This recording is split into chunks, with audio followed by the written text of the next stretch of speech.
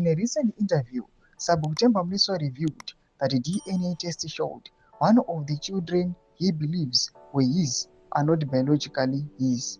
Despite the discovery, Mliswa said he continues to love them and he has deliberately chosen not to disclose the results to the children. Sarabina mashoko kubuda panguva ine vanhu vachishamiswa vachiti Temba Mliswa nemangwarisiro akaita kana akasimuka akataka kutuka vp kosi atinochiwenga nekuita sezvaanoita achizviona sekunge ari transparent sekunge munhu ari authentic but panguva ino just to find kuti pane vamwe vana vasiri vake vanhu vatomunzwira tsitsi kukati anombopindire mune zvasingakwanisi. Sandapinda masvika mudanyika panguva ino bva subscribe like out on the bell yako news by chinomudanyira ichiti Temba Mliswa reviews DNA shock but says he still loves all his children. In 2021, Mliswa disclosed that he had 18 children with more than 10 women. He also revealed that he spends about $25,000 every school term on their education.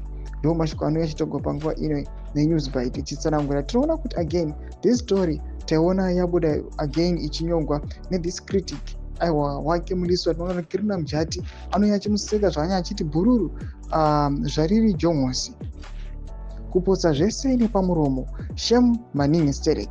Therefore Temba Mliswa is castrated. Jongos mombe yakasunurwa, not buru, as he claims.